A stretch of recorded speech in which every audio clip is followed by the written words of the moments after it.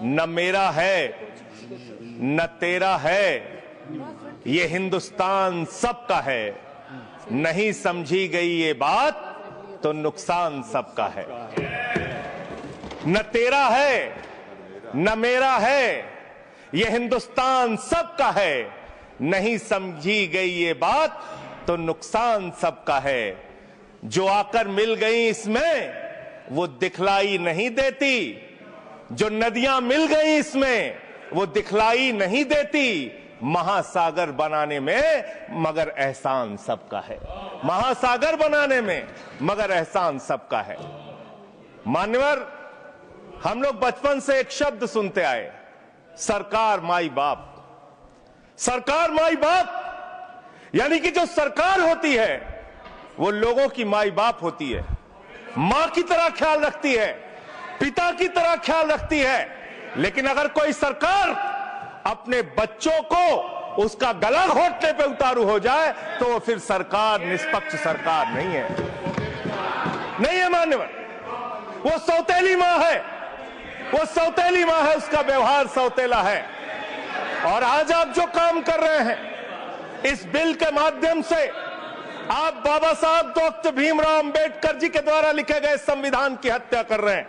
और ये बात मैं इसलिए कह रहा हूं कि बाबा साहब डॉक्टर भीमराव अंबेडकर जी ने संविधान की धारा 26 में लिखा, धार्मिक मामलों के प्रबंधन की स्वतंत्रता, धार्मिक एवं धर्मार्थ उद्देश्यों के लिए संस्थाओं की स्थापना एवं रखरखाव करना, धर्म के मामलों में अपने स्वयं के मामलों का प्रबंधन करना, चल एवं अचल संपत्ति का स्वामित्व एवं अधिग्रहण करना तथा ऐसी संपत्ति का कानून के अनुसार प्रशासन करना।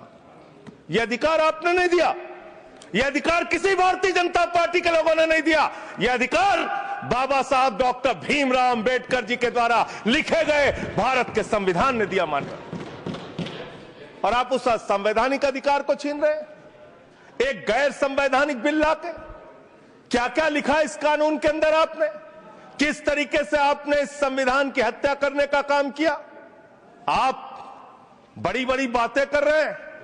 ये सरकार कह रही है कि ये कानून हम मुसलमानों के भले के लिए आ रहे हैं। जब मैं आपसे सुनता हूं तो मुझे लगता है कपिल शर्मा कॉमेडी सर्कस में बोल रहा है।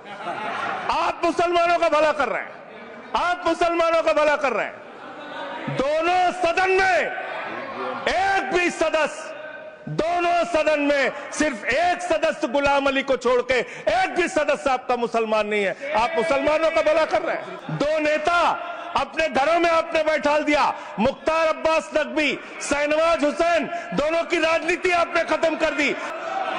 धार्मिक संपत्तियों को कब्जा करने की एक कोशिश है। इसलिए इस बिल पर न हिंदू को खुश होना चाहिए, न सिख को खुश होना चाहिए, न ईसाई को खुश होना चाहिए, न जैन को खुश होना चाहिए, न बौद्ध को खुश होना चाहिए, क्योंकि नंबर सबका आएगा। और आज वक्फ की संपत्तियां कब्जा करके आप अपने दोस्तों को देंगे, कल गुरुद्वारे की संपत्तियां कब्जा करके आप अपने दोस्तों को देंगे, फिर चर्चों की संपत्तियां कब्जा करके आप अपने दोस्तों को देंगे, फिर बौद्धों की संपत्तियां कब्जा करके आप अपने दोस्तों को देंगे, फिर जैनों की संपत्तियां कब्जा करके आप अपने दोस्तों को देंगे, फिर मंदिरों की जमीनें कब्जा करके आप अपने दोस्तों को देंगे।